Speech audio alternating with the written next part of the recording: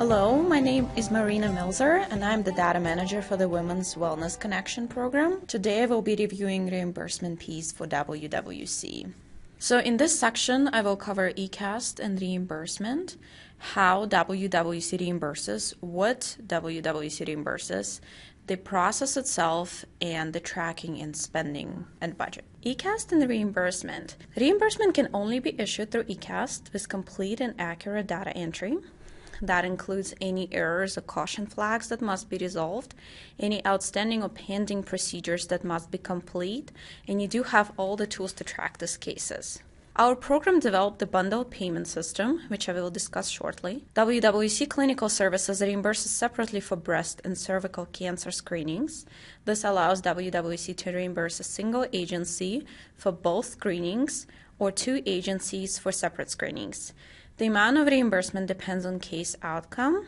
Payment amount increases with case complexity.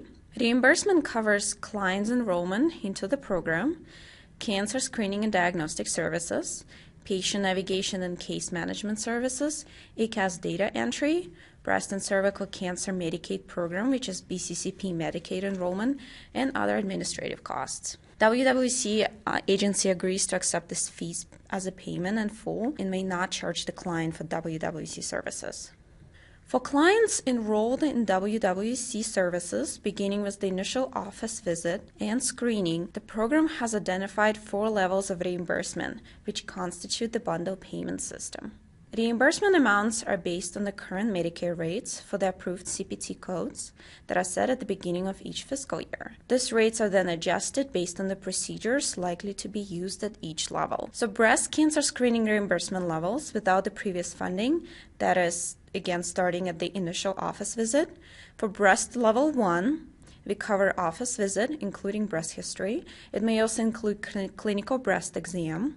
Breast education must be provided if CBE is not performed. We also include partial payment navigation and admin fee. For breast level 2, it includes all services from level 1, as well as mammogram and remainder of patient navigation and admin fee. Breast level 3 covers everything from breast level 2, diagnostic imaging and or surgical consultation, case management and admin fee, and breast level 4 covers services from level 3, including invasive diagnostic testing. Breast cancer screening reimbursement levels with previous funding, that is, anyone referred in for diagnostics from other providers not participating in WWC program. For breast level 5, any services through level B2 that were paid by another funding source. But it will include diagnostic imaging and surgical consultation, case management, and administrative fee. Breast level 6, which includes services through level 5 and invasive diagnostic testing. Cervical cancer screening reimbursement levels includes level 1, which covers office visit, including cervical history. It may include a pelvic exam. Cervical education must be provided, however, if pelvic exam is not performed.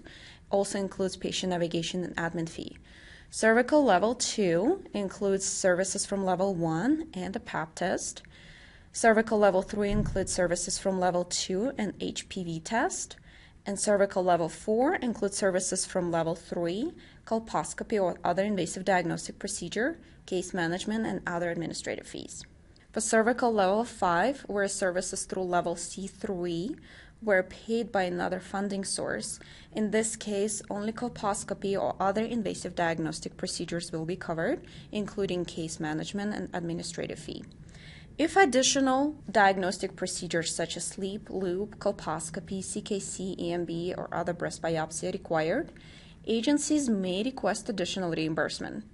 Agencies do need to email the nurse consultant after the additional procedure results have been entered in ECAST for that additional administrative approval and to ensure timely reimbursement. Clients should not be billed for services described in the WWC CPT code list. Moreover, should there be a difference between agency standard rate for a given service and WWC rate for that service, the difference is not payable by WWC and should not be billed to that client.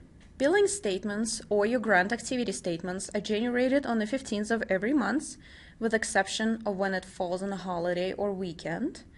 At the end of the fiscal year, grant activity statements are generated at the end of July. You do not need to submit invoices as it's done automatically through eCast based on your data entry.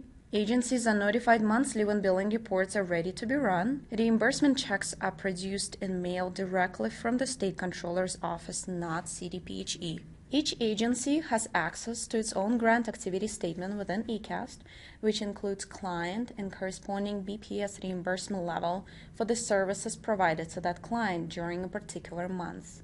It will not include data entered.